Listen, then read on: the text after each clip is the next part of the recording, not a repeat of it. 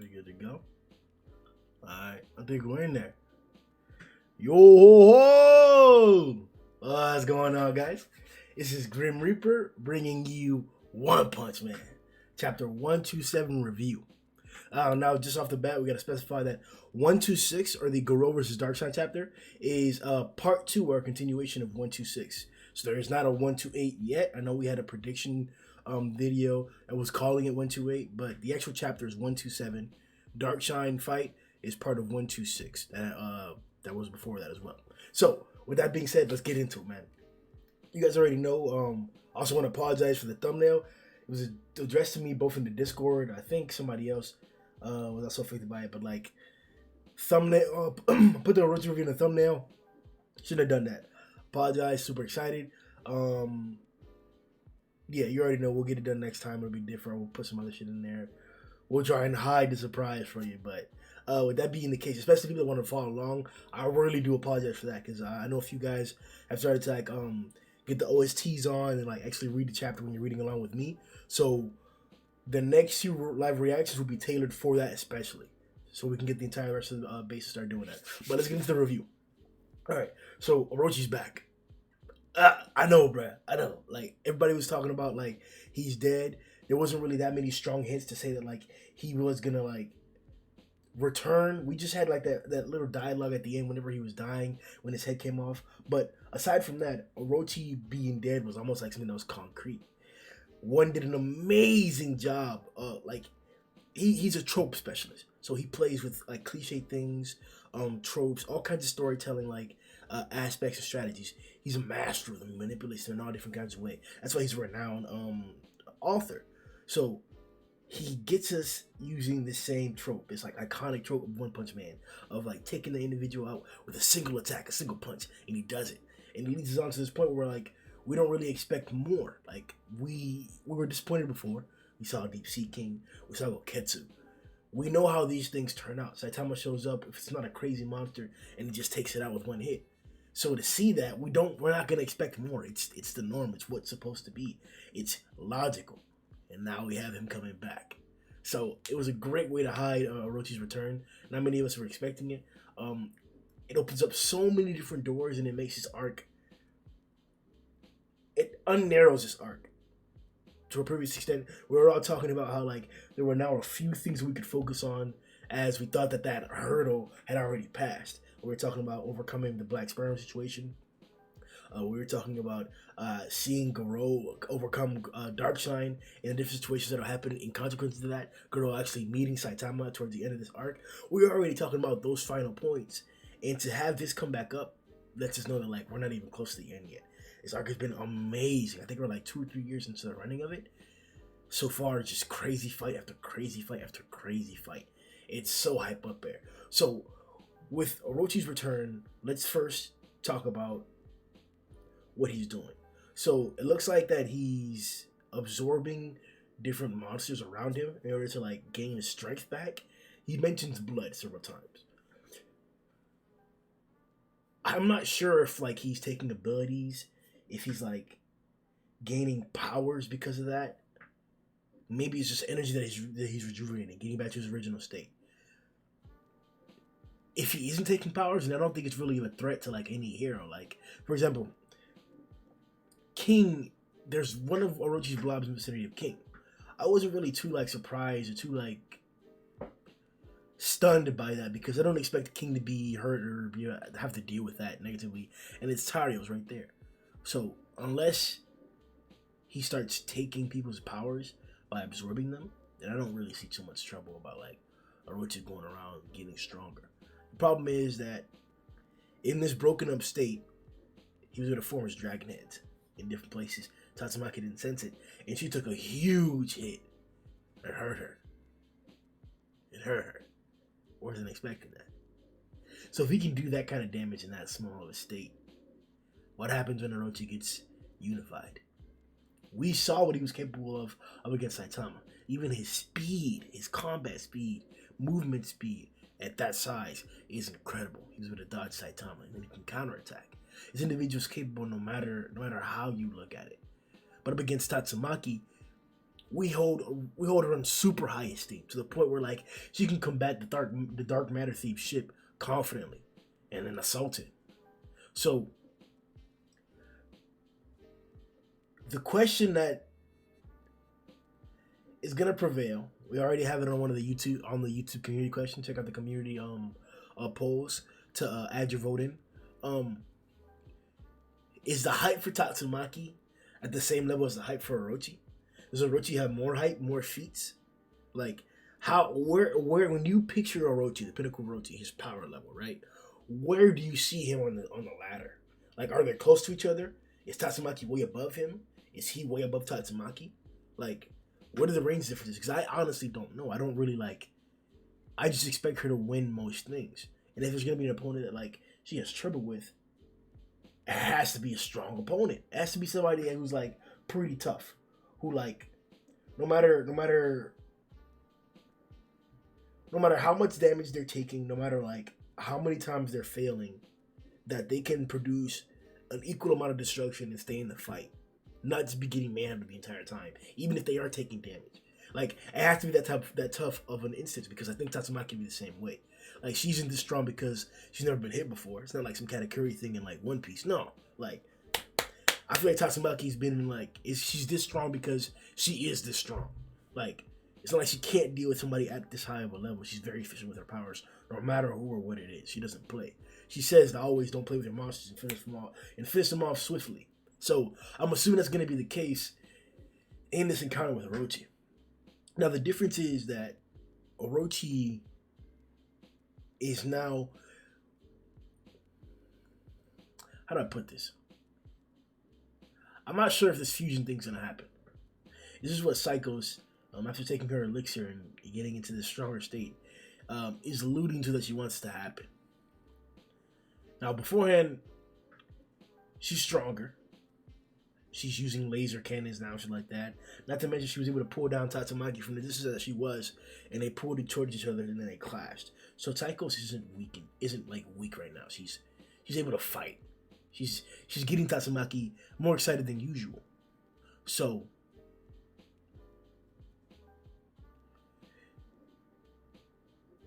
there was dialogue when Orochi first sends Garou.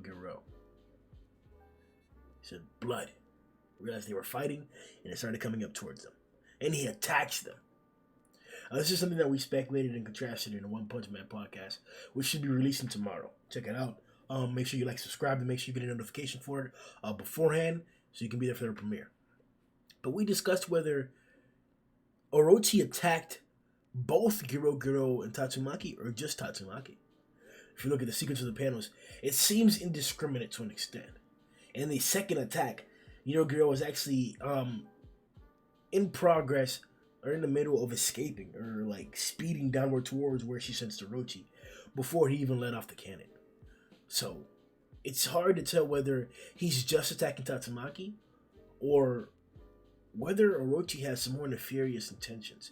Whether the union between Garou, the Monster Association, and the Monster King Orochi is still intact. I'm interested to see how that plays out, especially because they're going to be unifying. Orochi is taking over bodies, and Psychos is talking about unifying, utilizing the power, the energy in his body to make her stronger. So, does she believe that with that she'll be able to like defeat him? Like, is she talking about fighting together and sharing? Because I don't think Orochi's going on that path. I think Orochi, when in this unification, is going to be in control of her body. There may be a female form of Psychos, or a female form of Orochi, part of state, or she may just be a vessel for Orochi to like get big and stuff, like the core. He'll be like a core, like the puppet she was. Maybe that's how it'll be, and she's controlling it. She'll use his mass as a puppet in the meantime, as he regenerates and as he gains more control of his own body, and then she'll just be in the core, in the center, being protected. I don't know exactly how it's going to play out if it does go with the fusion, but for a fact, they're going to unite. I just don't know if they're going to be working together, or if Orochi's going to be in complete control. Whatever the instance is, these are two crazy masses of power. Psychos is fighting Tatsumaki right now. She's being manhandled. She even snitched. She even gave information about critical shit. Sure, it's not critical right now, but like at a certain point, it was critical, or it was it was essential to the plan that she wanted to get to flourish. So uniting those two things is going to be catastrophic. We're already talking about or discussing. I think we can sensibly say that Orochi isn't as strong as he was when he was in his whole form. He's obviously clamoring for blood because he needs to reform his body. So if he needs to reform his body and he unites with her and he's still able to do this, are we saying that like the fusion should be weaker than Pinnacle Orochi? Like the Orochi that fought Saitama, that's the best that he's been, right? Let's say that's level 100. The one that we're seeing now, even though it can do this much, let's say it's level 25, right? Because it can't even form his body together. It's just spreading out to gather more blood. So if Psychos is also 25, right? Which is pretty fucking powerful, right? If Orochi right now by himself fucked over Tatsumaki like that, granted it was a surprise attack, but he's gonna be difficult to hurt right now. So this current Orochi is indeed still a dragon. Current Orochi is still indeed probably still a high dragon. Current Orochi is probably even stronger than Garou. So put that 25 and the 25 from Psychos, it's a 50. That seems like it might still be weaker than the Pinnacle that Orochi was when he fought Saitama. Now, let's take another instance, right? Use some different numbers. Maybe this Orochi isn't that weak. Maybe this form of Orochi is just a little bit weaker than it was before. He's just discombobulated, right? Like Boros was whenever he got split up, right? All his pieces are everywhere, and then he came back together. Maybe his pieces are just splattered, right? And when he gets enough blood, he'll be able to come back together with a lot of force. Regardless, I'm still making that caveat. It's when he gets more blood. So the question is, how much blood does Orochi need to have to make the fusion with Psychos as strong as his previous form? Or is this fusion with Psychos going to be stronger than his previous form? We obviously didn't get to see Orochi in his regular form fight Tatsumaki. So it's going to be really essential to see what hints or what information went and went out to drop in this chapter to let us know the differences in strength between this new form, this new fusion of Orochi, if we do get it, and the previous Pinnacle Orochi. Once again, I'm gonna make my claim, make my stake on the Pinnacle Orochi still being the strongest, and this Psycho Fusion being a different variant. Maybe this is why I'm also pushing the fact that he may be trying to take power from her, use her. Maybe not even like take over her body, but just take all the energy that she has to reform his body. He's talking about blood, she's talking about energy. I'm wondering if a tandem of both is what Orochi's going to be like craving after. He'll obviously get the blood, but then he'll need energy. Maybe by getting blood, he's getting energy. I don't know how it is, but like maybe he should take over her body. I'm not sure. That would be upon what we just discussed just now. Whether it's energy that he needs and blood or just blood. And then blood provides the energy. So let's assume that by fusing, he gets both. And let's assume that by just taking over her body selfishly, that he could just take both.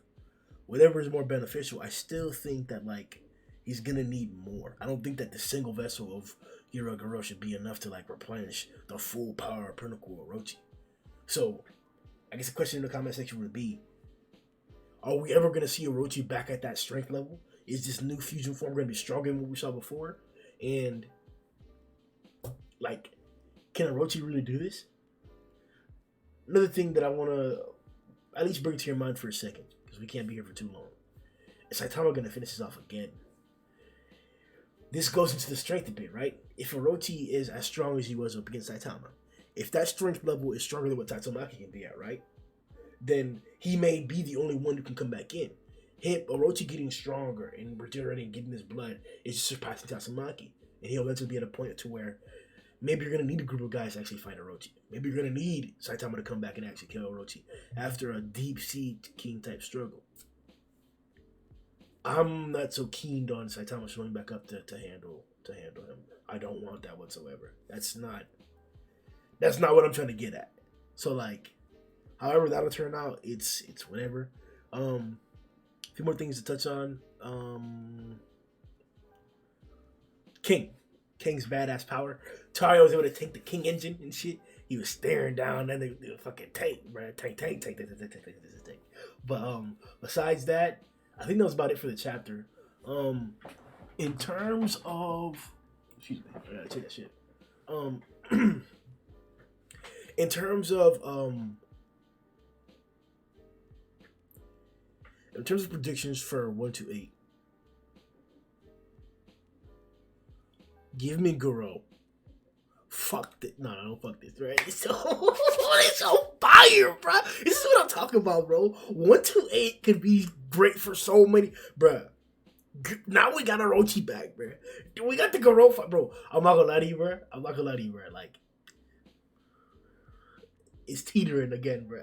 I've been doing this all video, bro. It's teetering again because, like, this Orochi shit, like, is low key a little bit higher than the Garou shit, but like the Garou shit, I fuck with it so much, bro. I fuck with it so much, but like, I really didn't like that fucking bazooka shit at the end, bro. Like, let me see that bazooka, bro. And it tainted the fight a little bit, but like only a little bit, bro. But like, it's Orochi shit, bro. This nigga Orochi back, bro. He suited up against Tatsumaki, bro. They put a fade, bro. We need this. We need this.